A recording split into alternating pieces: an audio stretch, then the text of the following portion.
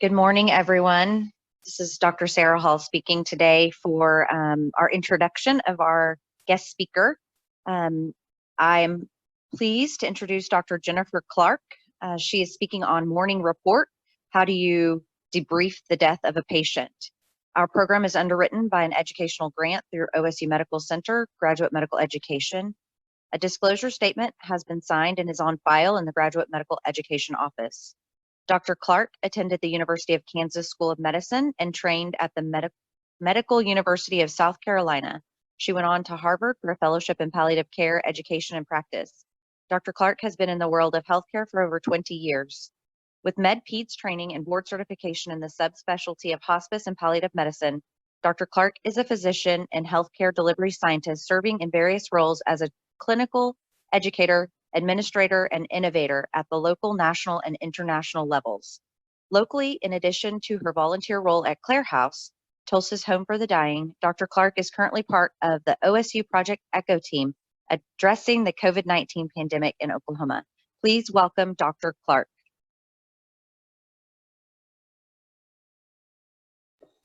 Good morning, everybody. Is my sound still good? Somebody give me a thumbs up. Great. Sounds great. Thank you. I see some familiar names out there. So I know many of my attending colleagues, but then there have been some residents and students who have spent some time at Clare House or in other places across Tulsa where I have cared for patients. So it's good to see some of your familiar names, even though we can't see our faces. I'm going to share a screen because kind of for those of us who are visual learners, I want you to have an anchor for the conversation we're having this morning. I know that you all are doing your attendance in the chat, but I would ask, as things come up for you, please type in questions or comments to be addressed, because today's conversation is not a typical grand rounds, as you can imagine. Most of the time when I talk about death and dying, and particularly how it applies to being a physician, it's usually over a glass of wine at grand rounds in the evening. So it's a little bit interesting to have this conversation at 7 o'clock in the morning. So as you're, kind of some of you are getting ready to go to bed, and as some of you are getting ready to start your day, please feel free to chat in the box questions that you have, and hopefully we'll have some time at the end to address some of those if I can't get to them while I'm speaking. So with that, let me see if I can get my screen shared.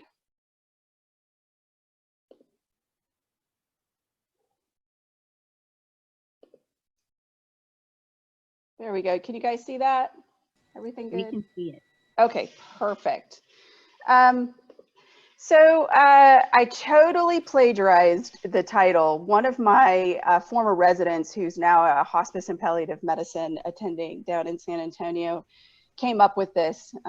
During her residency, they had a pretty traumatic death with a patient, and she asked, kind of, is there a space that we can create where we can foster these conversations about talking about the death of a patient and the role that we have, and kind of what do we talk about, how do we deal with this? And so she actually came up with this title of Mourning Report, and I thought it was beautiful and totally stole it from her. She's been informed of that, but it is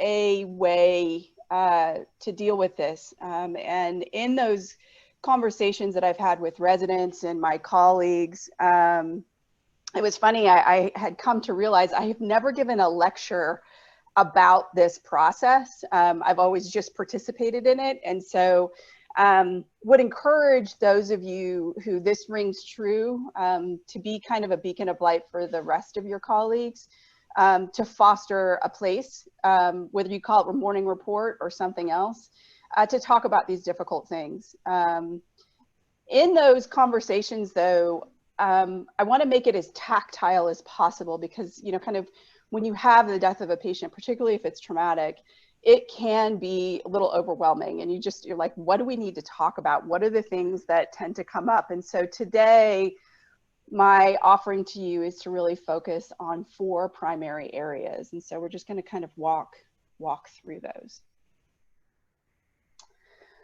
So I ask you to take a deep breath, and if you're okay with it, maybe close your eyes a second and call up a story of a patient that you've taken care of, perhaps the story of a loved one where you came to understand what death and dying meant as a human being, because you cannot fully understand your role as a physician until you've rectified death and dying as a human, because you're a human first, a physician second. And so, so as we go through each one of these elements, you're going to have to walk that kind of dual persona, because there's no other place in medicine where you are really kind of blurring the line between who you are as a person and who you are as a physician. So keep asking yourself these questions, you know, kind of what is my understanding of death and dying as a human being, and then how does that play out in my role as a physician? And then hopefully, as you come to understand that in your own language, you will be able to talk about it.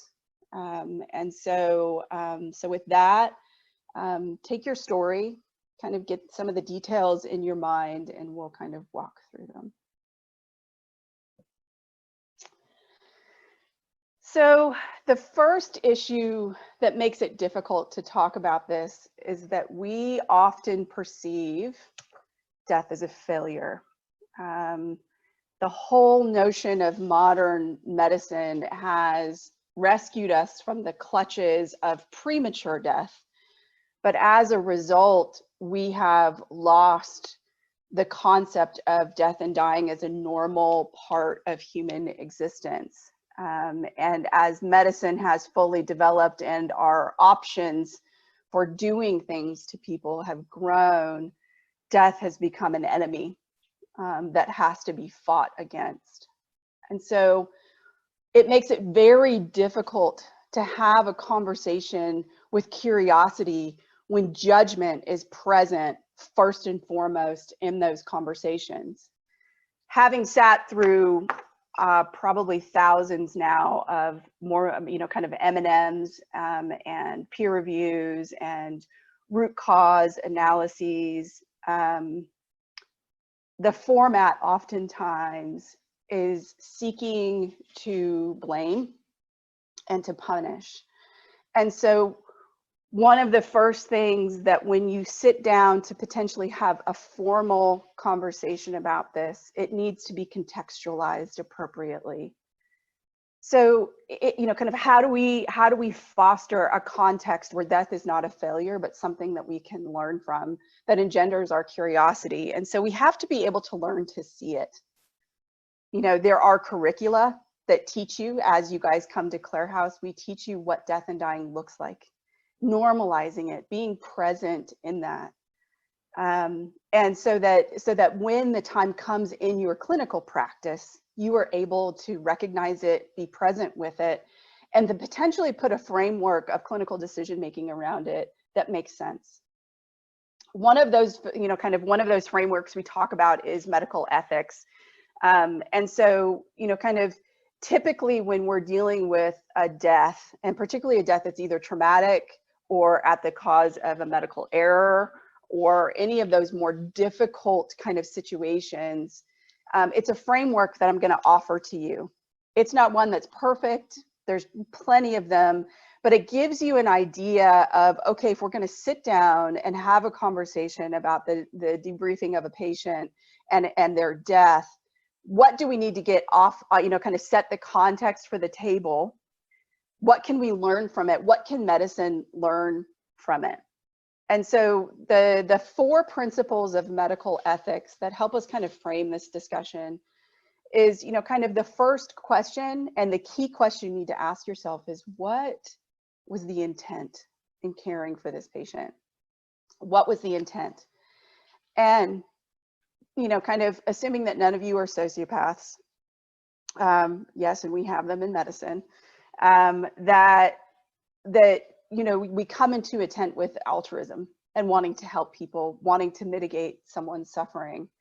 With that assumption, the four things that we think about are autonomy. So particularly in the United States, autonomy is a key component to medical care, and that personhood and the exercise of personhood is first and foremost. One of the complications of that, though, is that modern medicine has its limits, and we cannot honor people's autonomy sometimes in what they wish. The proverbial, I want everything done. It is our job to honor that autonomy within the concepts of what medicine is, because our next two things we have to think about is beneficence and non-malfeasance, or non-maleficence, depending on where you're from in the country. Of first, do no harm, that's in non-malfeasance, and beneficence is doing the best by my patient. And so if we don't recognize that dying is a normal part of life, it's failure, then we are not honoring our patient's autonomy. We aren't providing the best possible care, and potentially because cause harm, because as many of you guys have heard me say, just because we can doesn't mean we should. And we have to ask the question of, have we crossed the line of doing something to someone versus doing something for someone? And I will tell you, when we're dealing with the death of a patient, oftentimes the difficulty in conversations about this, the emotions, is that tension of, did I cross a line in some way, shape, or form? Did I violate something? Did I do this? And I will tell you, in those thousands and thousands of cases that have been reviewed, I can tell you, rarely is it an individual. We have a system that has multiple checks and balances, has multiple complexities, but it's also a system that does not recognize and honor and foster the dying patient. And so you have to step back. We have to deal with the personal thought about this as a physician in the decision-making of the death of a patient before we can go on and have the other conversations that we'll have here in a second.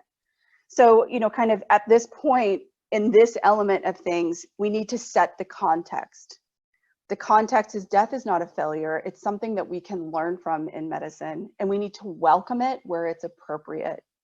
And how we do that is really asking ourselves, what was my intent?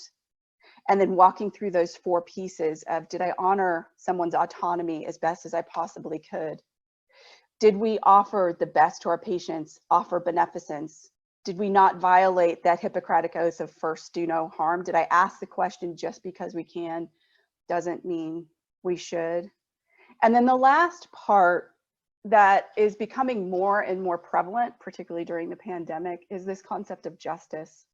It really flies in the face of autonomy, and really gets to this kind of opposition of, just because we can doesn't mean we should, and the ability to offer what we appear to be, kind of endless amounts of resources.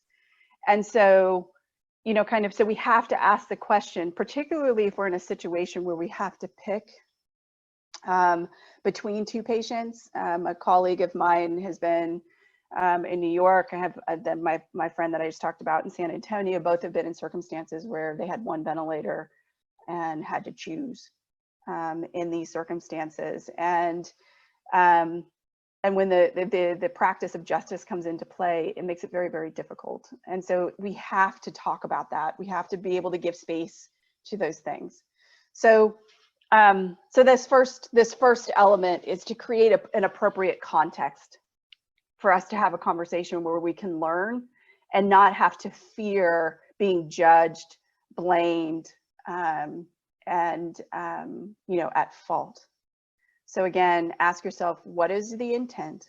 And then walk yourself through, okay, autonomy, beneficence, non-maleficence, and justice. Once you have that kind of context set, let me see if I can get my next slide up.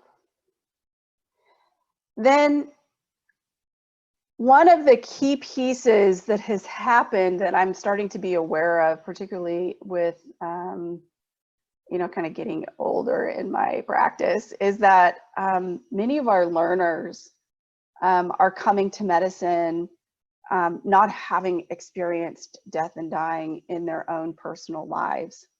And so, so this second element is about what we call death awareness and developing it in your own personal context. So we've talked about the context previously, about the circumstances. This is personal context. This is developing your own personal language around death and dying, so that when you present it in your physicianhood, you have a way to articulate it appropriately. Being med peds, one of my interests was the care of young adults. And for those of you who are not of the developmental studies, young adulthood is 18 to 40. So it's that age group when, kind of childhood represents a dependent state, kind of adolescence, kind of our late childhood years and adolescence represents an independent state. And as we move into 18 to 40, we start really thriving in our interdependent state, where we move from our family of origin to our family of choice. Following that, as we get into mature adulthood and advanced adulthood and into frailty, we experience what we call transcendence, and I'll get to that in a second. But in the young adult, what I was experiencing in young adulthood, in caring for those who either were dying of a chronic illness from childhood or had developed a serious illness during their young adulthood, there was this kind of split that occurred very, very clear between those that regressed to childhood behaviors and those that profoundly developed into a transcendent state, as defined by a guy by the name of Abraham Maslow. And you may have heard of Maslow's hierarchy of need. And it was really curious to me about why that was occurring. And much of it came down to finding that these young adults that had kind of moved into this higher developmental state had found the language of death awareness and weren't afraid of talking about it, had contextualized it within the concepts of their own lives. And as a result of that, were able to flourish in many aspects of living, despite the fact that they were dying. And so, so through that work, I had realized that, kind of we had given death a bad name. Again, medicine and our society has kind of given, we've got the Grim Reaper and all sorts of different stories that don't allow death to be present in our own communities. And so many of us are coming into physicianhood with no language to talk about it. And as a result, our own personal development is suffering. So, so oftentimes what I do is kind of sitting down with students is talking to them about, okay, when was the first time you became aware of death? Kind of what was your first death experience? Kind of whether it's typically we talk about the death of a pet or a grandparent or another loved one. Some of our students have suffered that. But many times the first time people are seeing a person who has died is in the anatomy lab. And that is the last place you want to introduce death, as you can imagine. So we need to have these personal conversations. We need to normalize these conversations as much as possible. And so, kind of what I'm going to lay out is kind of how we experience death across the age continuum. And then I'm going to offer you a couple of exercises to maybe start fostering your own personal language around this. So as I already talked about, kind of we have dependency, which is represented in infancy and kind of early childhood, and death is experienced either as someone is dying or someone who is with the other, a person that is dying. So in infancy and childhood, yes, death knows no age. The youngest patient I've taken care of was 13 weeks in utero. And we have neonatal and perinatal hospice and palliative care. Infants who are dying experience that loss more physically. It's the tactile loss that we experience. If they are losing a parent or a loved one, it's the same thing. So it's both, as I talk about this, know that this is both sides, one that happens to be dying and one that is experiencing death and dying through another person. That as an infant, as in a child, it's that the tactile experience of physical separation is what is going on. As we move into later childhood and early adolescence, it's one of the most difficult times because as infants and early childhood, if we could all remain at the age of 5, I think we would be really good, because there is, as I'll get to in a second, no problem living in the mystery of things. Kids live with magical thinking and see parts of the world that by the time we're about 8 to 9, we lose the ability to kind of navigate. And in childhood and early adolescence, things become very, very black and white and binary. And the experience of death is all of the societal stories we tell kids about death. They think about the physical body and it being buried or cremated. There's lots of questions and horror stories about that. You know, we often use euphemisms because we don't want to actually say the D word. And so many times we tell people, oh, they you know, they've passed on, or they're asleep, or you know, they've gone on to the next place, or they're on a long journey. And in those euphemisms, particularly for kids who are binary in their thinking, you're asking them to rectify something they cannot do. It's very, very concrete, very, very you know, again, you know, kind of tangible and very, you know, kind of non-magical thinking. And so, so we have to talk about those things very poignantly and be willing to answer those difficult questions about the body, about, you know, kind of what happens to the mind, what happens if your family believes in this, what happens to the soul, and being okay with, you know, kind of talking about those questions, because as I hinted to previously, most kids have their first loss with their pet, and it's usually in this period of time, and it sets the stage for conversations about death and dying later.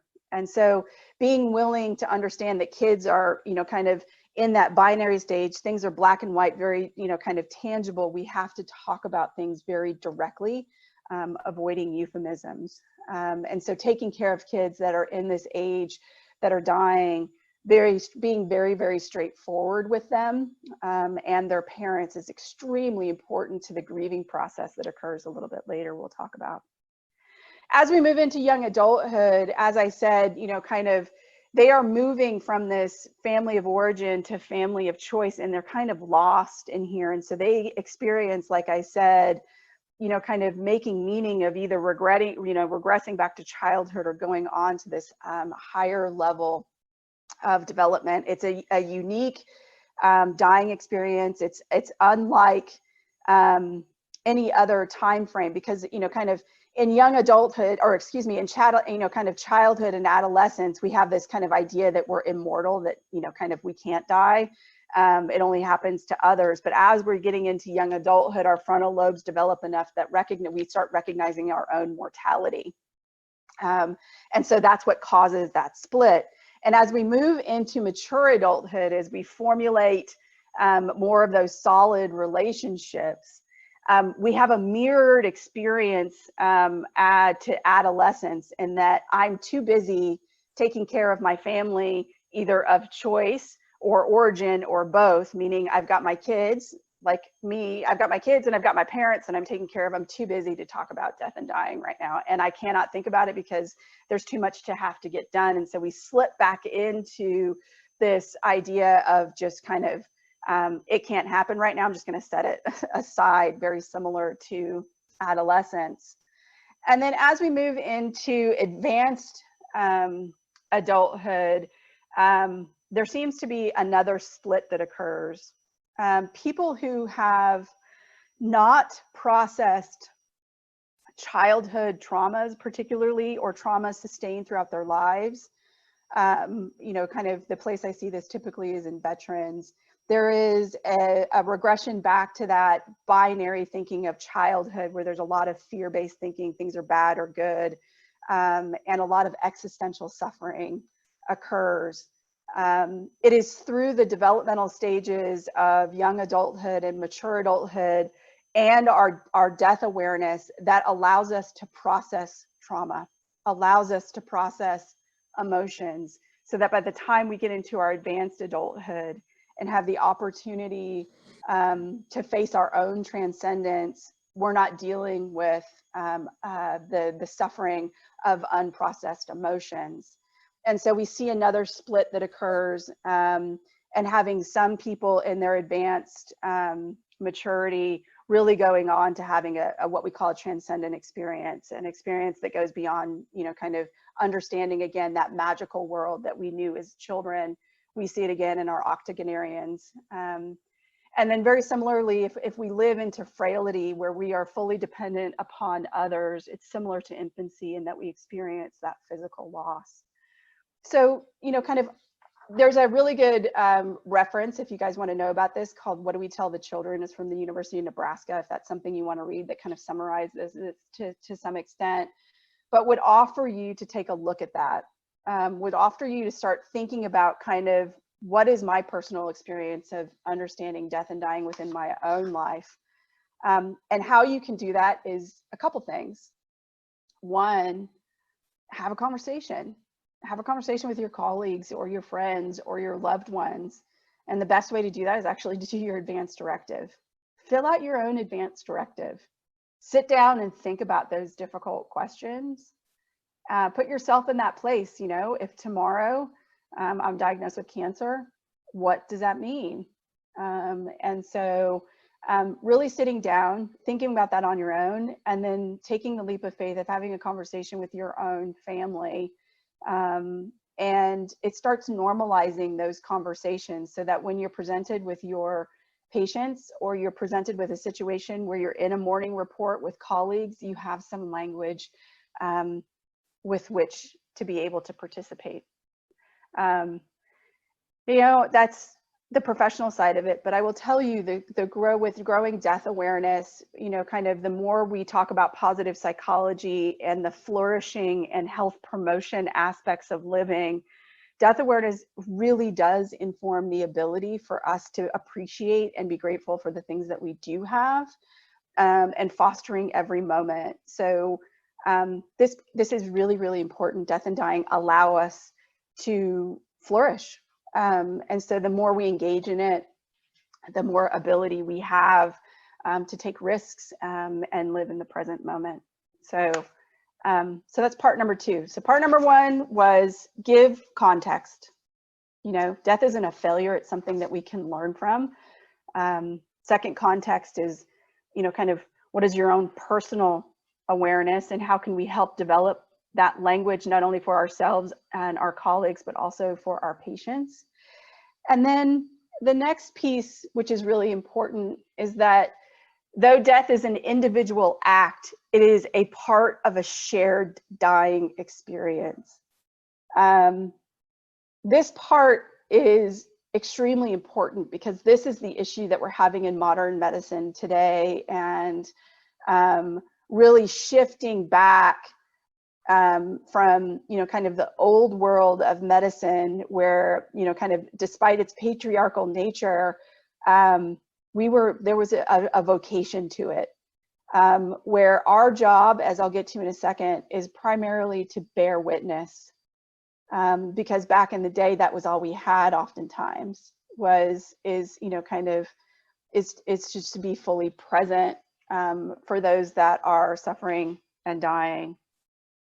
And what's happened in the last 100 years, since we've had the biggest growth of medical technology in human history, is that we've lost that art of bearing witness. And just continue to do and do and do and do and do. And we have found that there are worse things than death, for sure, if you've ever walked in an ICU. And now we're coming back to this shared decision-making model of really what's most important to you and how do we continue to foster that despite your illness, within your illness, so that you can live fully, no matter if it's minutes, hours, days, weeks, months, or years. And so when you develop your personal language around death and dying, then you're able to share it with others.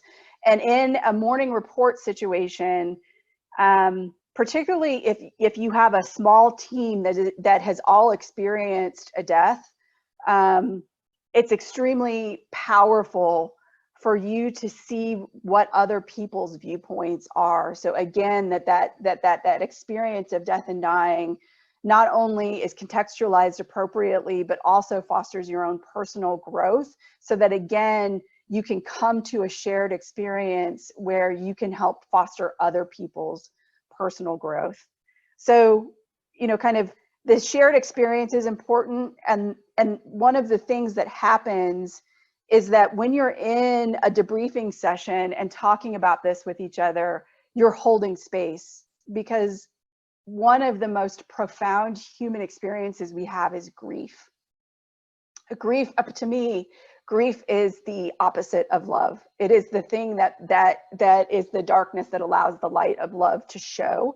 And when we have significant loss, grief is the way that we process that. And the problem, though, is that if you look at the MRI scans of someone who is grieving, the ability for them all of our social engagement is disconnected. We actually can't, we're not able to participate in social cues, and you know, kind of go about our normal days of life. And that's why community is extremely important, because they hold the social space for someone who is aggrieved. And unfortunately, because dying in America has been shuttered into closets and into nursing homes and into hospitals and are no longer part of the familial experience, people have to hide their grief. And as a result, it goes on for years and decades and ultimately becomes existential suffering if not appropriately managed. And so, so it's our job to bear witness for each other. It's our job to hold space so that we can appropriately grieve the loss of a patient. So in that, you know, we need to be able to develop our witnessing skills, our ability to be present and foster space for ourselves, for our colleagues, and for our patients.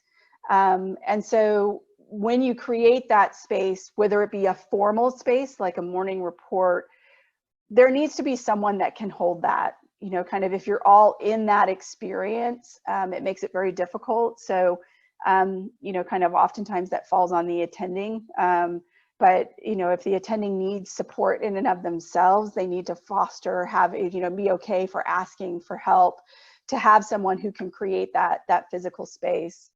You know, mourning reports are formal places to have these conversations, but I would recommend that you create for yourselves, your teams, whatever that happens to be, very timely debriefs, whether it's brief, short recognitions around the experience of the death of a patient. We called them Code Purple, particularly in the pediatrics hospital, because of the death of a child is very, very complex.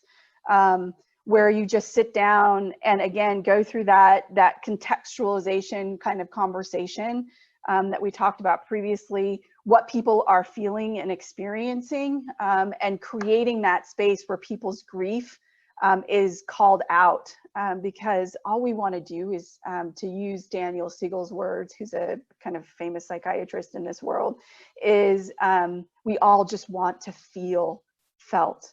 And grief is one of those things that is so hard to feel on our own that we need community in order to do that. And so So creating those spaces, whether it be formal, like a mourning report, or informal at the moment of someone's death, it's the reason why is because it's grief. We need to be able to hold space for each other, so that we can appropriately process that loss. Okay, so we've talked about, again, the contextualization and appropriate contextualization of death in our daily lives, so that we can appropriately develop death awareness and foster our own development. And then, kind of understanding that that is not something you can experience on your own, that it needs to be processed within a community.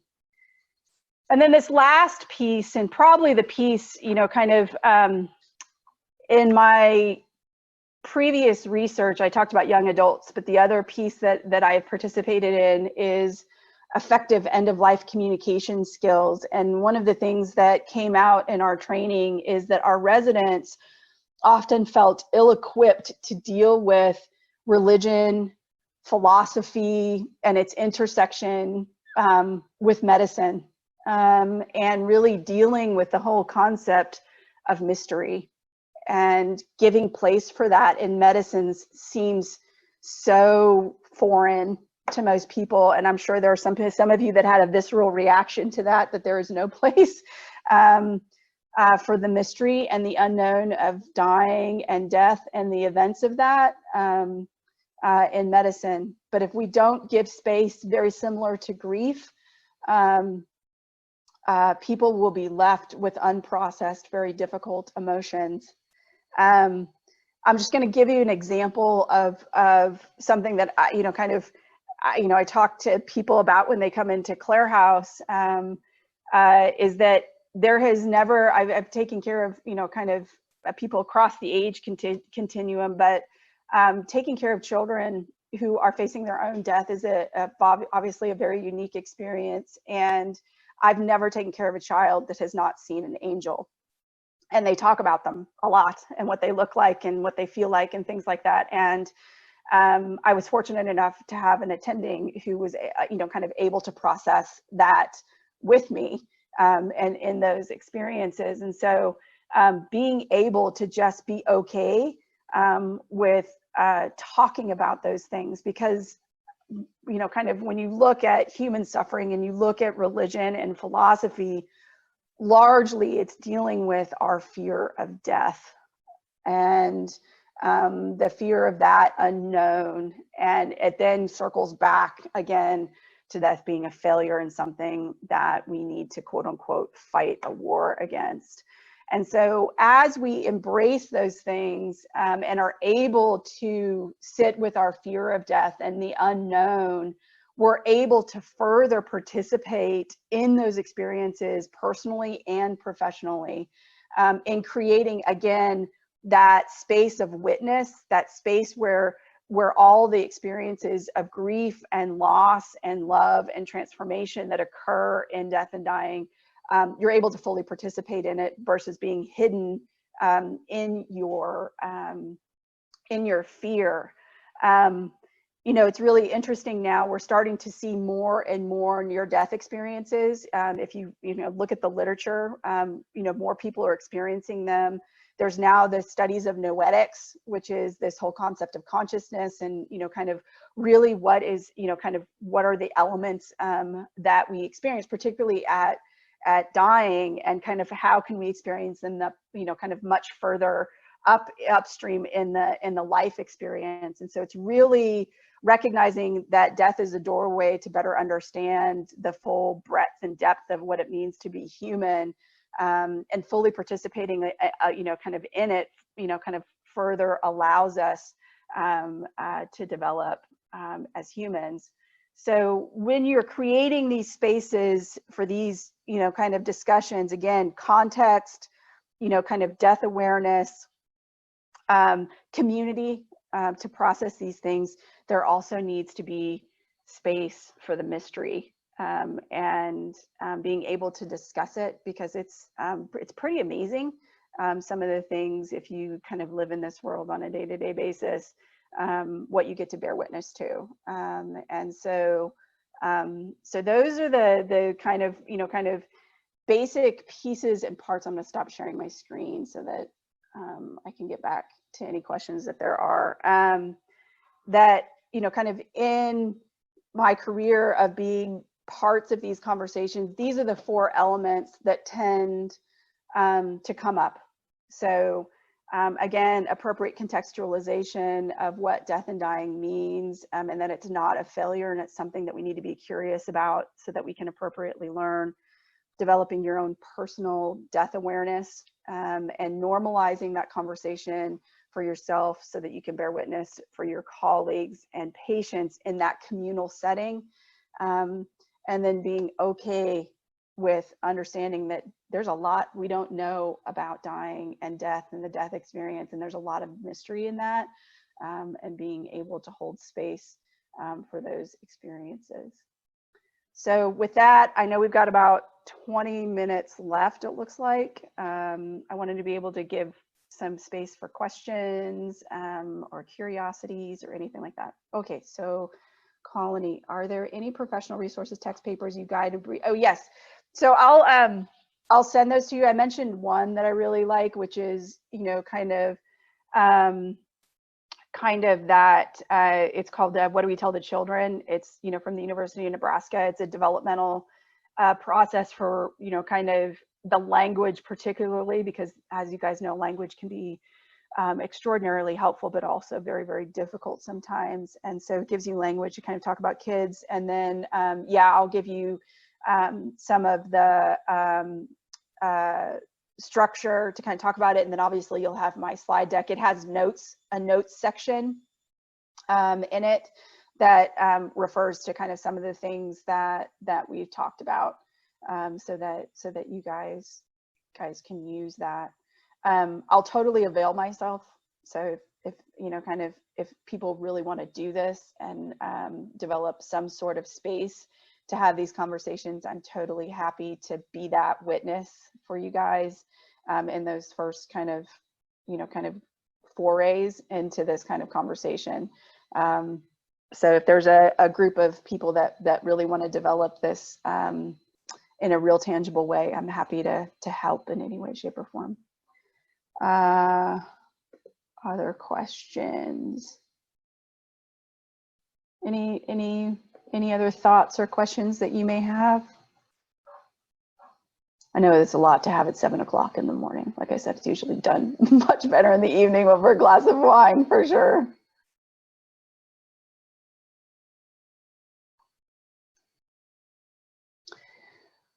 Well, I have my email address is on the slide deck, but it's obviously, kind of Rhonda's got it, but it's jkclarkmd@outlook.com. Please reach out to me if you have any questions. I'll get you guys those resources here in the next day or two. There's a couple I'm gonna have to pull out because they're a little bit older. Like I said, I'm happy to foster any of those more formal or even informal conversations with you guys as you consider, kind of more of this information in your guys' practice. Okay, good question. So what self-care would you recommend for a resident experiencing grief? So one, you've got to talk about it. Like I said, grief is, you have to borrow witness. You have to have someone help you see what's going on, because you can't do it. Like biopsychosocially, it is the thing that draws us into community. And so there's a couple things. Obviously, there are, kind of as an employee of OSU, there's obviously employee health that usually has psychological resources, but there is an amazing resource here in Tulsa called the Grief Center, or Tristesse Grief Center. Highly, I mean, really great resource, not only for people who really need to talk about grief as an experience. That's a place that knows it very, very well. So if you need that help, or you find, kind of, I would recommend, particularly as a faculty, that you find places and identify, kind of places for students within, whether they're medical students, residents, or what have you, to kind of maybe talk, identify key attendings that can foster those conversations. Kind of those are ways. The problem is oftentimes people don't recognize it's grief that they're suffering from. So, if you know of a resident who has experienced a, kind of death that has touched them in some way, shape, or form, fostering that conversation with them. So if you recognize it as a colleague, if you're a fellow resident or if you're an attending, and you recognize, kind of the grief, helping name that for them actually would help. Let's see. Other questions. So hopefully that helps. So 1, talk to somebody about it. 2, if you recognize it in someone, name it for them and offer space for them. And 3, if you need more professional help, talk to a faculty member and or get to professional help either within the university or in our community. And like I said, Tristesse Grief Center is amazing. How do you create community during the current pandemic when our patients are isolated during their dying experience?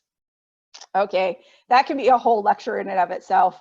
It was really funny. I was trying to, kind of foster, okay, kind of how do we talk about Mourning report, which is about us, right? And then as a result, that feeds into our ability to better take care of our patients. And so during the pandemic, like you said, creating community is really important. And this is a systemic issue. This, unfortunately, many of my colleagues as palliative care, kind of in palliative care, this has fallen on our shoulders to be that foster family, and our nursing staff particularly. And so it's worth, I think, a conversation at the system level, whether it's in your own hospitalist team that happens to be in the hospital, or if you're in the nursing home, or in a home where, kind of COVID-19 is present, how do we foster that sense of community? I think we need to talk about it. It's, kind of we keep pointing the fingers that people are in isolation, but there are ways through it. And so it depends on the place, obviously, right? Because they all confer different levels of risk. And so depending on that level of risk, it becomes kind of how do we create time and space for people to appropriately take care of patients who are at the end of life in the hospital setting, in the nursing home setting, or in the community, or in a person's home in a way that doesn't bring harm to others. And so, kind of that gets into the nitty-gritty of, being creative about if people are in the hospital, is there a place that allows for families to easily visit without causing, further spread of the disease? In nursing homes, is there a way to do that as well? And then obviously in the home, and that involves PPE, that involves, kind of time spent at the bedside. It also talks about, kind of using technology as best we possibly can to foster a sense of community.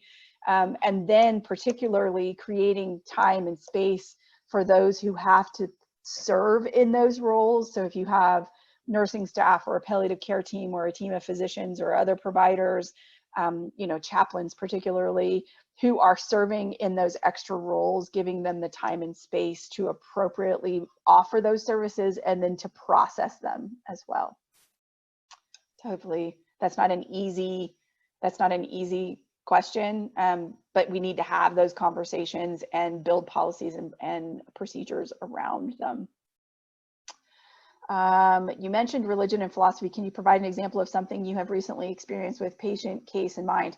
So the kind of classic situation is, so I grew up Irish Catholic, so just for whatever that's worth, and Catholicism and Christianity, particularly because it has found its way into Oklahoma law, plays a unique role here in our state. So for those of you who are unaware of it, there are Catholic directives 57 and 58, which deals with particularly artificial nutrition and hydration at the end of life.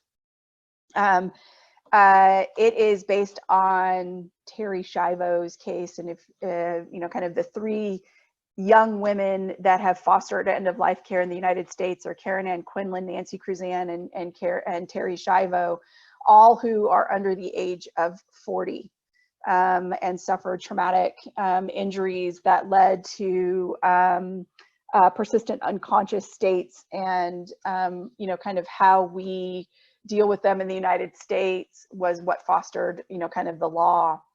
And so when that gets into the law and is translated, there is concern about committing suicide if we withdraw artificial nutrition and hydration, committing homicide by withdrawal of life-sustaining measures.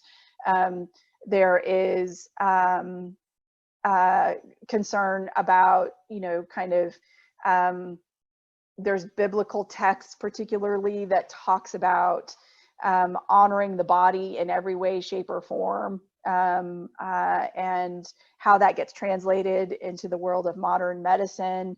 Not playing God, but that has two kind of coins. And so really where it comes into play on a very routine basis is the use of PEG tubes and the withholding and withdrawing of artificial nutrition and hydration, particularly in Oklahoma, has some tension around it. And so so you see that play out, obviously, with, you know, kind of existential suffering and not having processed the sins of our lives, if you will, is another place I see on a routine basis could play out. The whole concept of forgiveness, particularly, is another element that those two things particularly come up on a routine basis in my care for those at Clare House and routinely when I was in the hospital. Good question. Other thoughts? Those are great questions.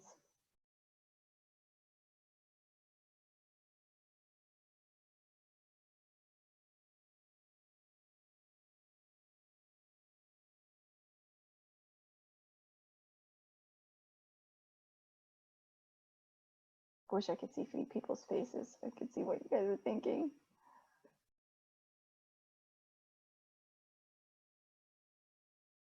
Any other thoughts?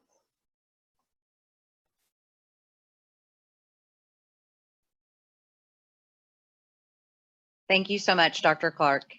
Sure. Like I said, my email is jkclarkmd@outlook.com. Hey, Jenny.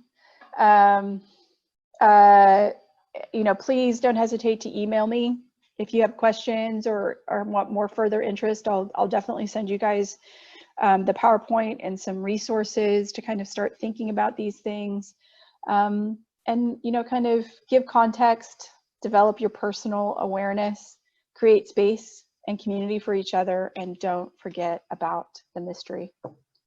So with that, I will say goodbye, and hopefully we'll see your guys' paths again. Thank you, Dr. Clark. Sure. Take care, everyone. Have a great day. Bye. Thank you. Yeah.